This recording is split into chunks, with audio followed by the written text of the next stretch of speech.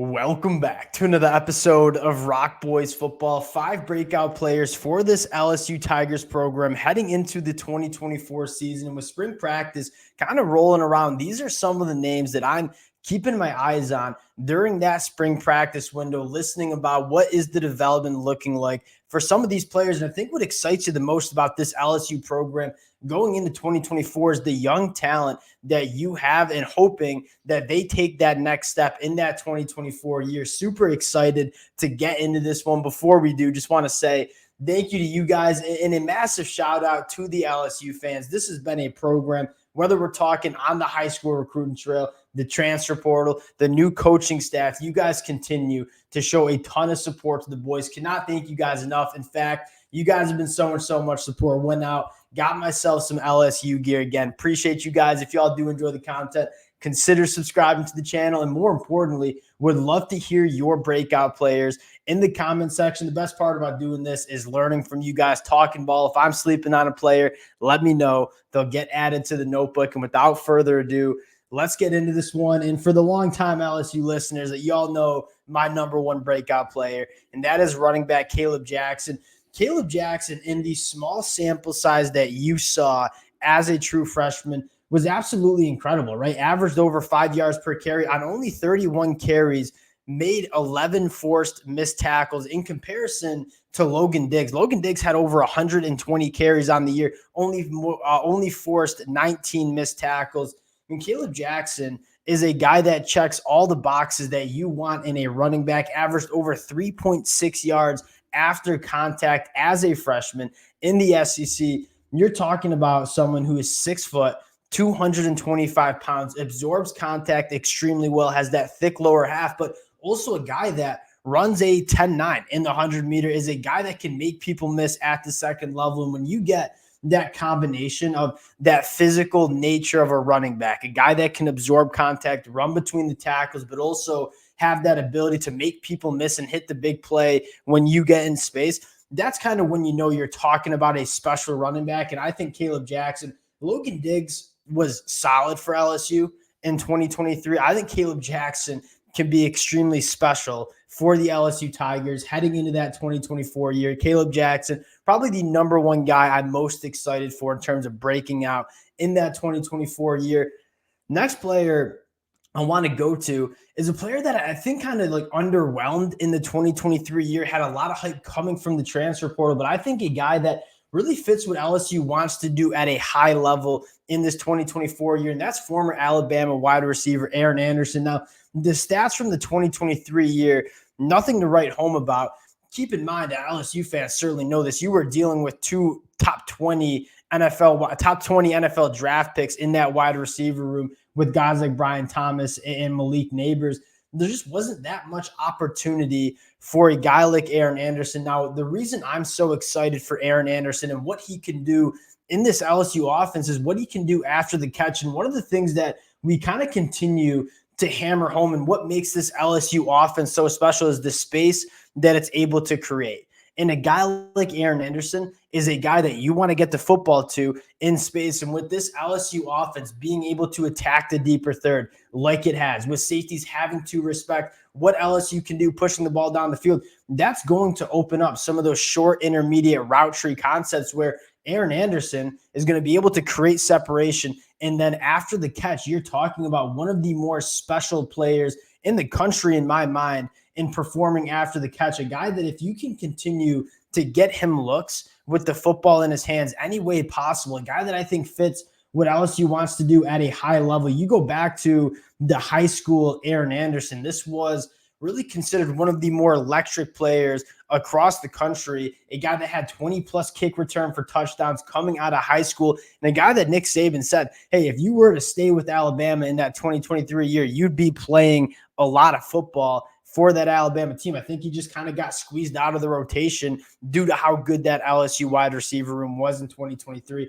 I'm looking for a big year from Aaron Anderson in 2024. Next guy I want to go to, sticking on the offensive side of the football, and that is DJ Chester, right? LSU returns pretty much their whole offensive lineman outside of that center position, and you're asking me who can come in and play that center position at an extremely high level. I'm going with DJ Chester at 6'6", 320 pounds. You're talking about a phenomenal athlete, an athlete that a lot of people thought would play tackle at the college level, and he might be a tackle after Will Campbell and Jones leave.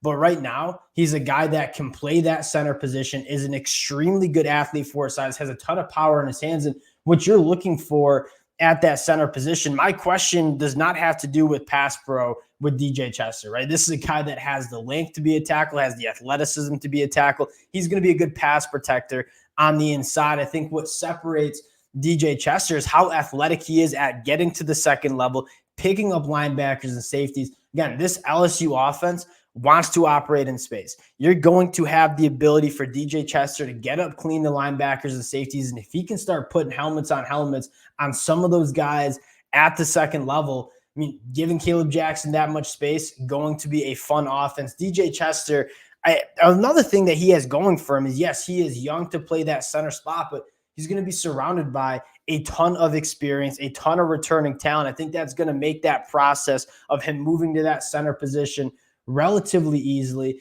Next guy I want to talk about on the defensive side of the football, and this is me really stretching out the definition of a breakout player, but I wanted to highlight how good I thought Braden Swinson was for this LSU team in 2023, and then what he can do in 2024. And here's what excites me the most about Braden Swinson, and quite frankly, the guy we're going to talk about next as well, and that is Kevin Peoples coming over from Missouri. You look at that edge rush position for LSU in 2023, and it just left a lot to be desired in terms of the nuance in their moves. I mean, LSU has a lot of really good athletes on the outside. Braden Swinson, Savion Jones, Deshawn Whack, guys that have a lot of traits. You didn't see any pass rush nuance from that group. They were trying to go speed to power right through tackles, and if that didn't work, they weren't really getting it to the quarterback. They weren't really affecting pockets. These guys need some more nuance to their game. They need to use their hands better. They need a little bit more of a deeper tool bag of pass rush moves. Kevin Peoples has done about as good of a job as anyone in the country at developing edge rushers at Missouri, guys like Isaiah McGuire, guys like Darius Robinson. If he can come in and implement that development with guys like Braden Swinson and the guy we're going to talk about next, you're looking at an LSU defensive line specifically at that edge rusher position that I think you are extremely excited about. The last guy we're going to talk about in a very similar way, I mean, Deshawn Whack, right? We didn't see a ton of him as opposed to Braden Swinson, who had the 16% pass rush win rate, 16 quarterback hurries, 13 run stats. Braden Swinson was phenomenal. Deshawn Whack didn't play as much, and when he did play, you saw he was a freshman, and you could tell he was a freshman. Again, very similar conversation. This is a guy that was used to winning with just that raw athleticism. I'm going to go right through offensive tackles. He got to the college level and didn't really have much nuance in his pass rush. He was trying to go speed to power. If that didn't work, he wasn't really getting after the passer. But what you did see was the physicality to play early and to be an impact guy. And if he kind of gets some of that development going into year two, that's normally when you see the jump. It is extremely rare to see defensive linemen, guys who play along the line of scrimmage, come in and play relatively early. Deshawn Whack played a decent amount, but didn't play, I don't think, to the level some people were expecting. You give that development to a guy like Deshawn Whack with Kevin Peoples coming in. Braden Swinson, Deshawn Whack, I'd probably throw in Savion Jones as well. I'm really excited to see what this edge rusher group can do heading into 2024 now. On the inside, this will be kind of the question that we're having throughout spring practice is, what does the interior defensive line look like for LSU? I think we're concerned about not only the talent, but the depth that they have. I think we'll find out a little bit during spring practice.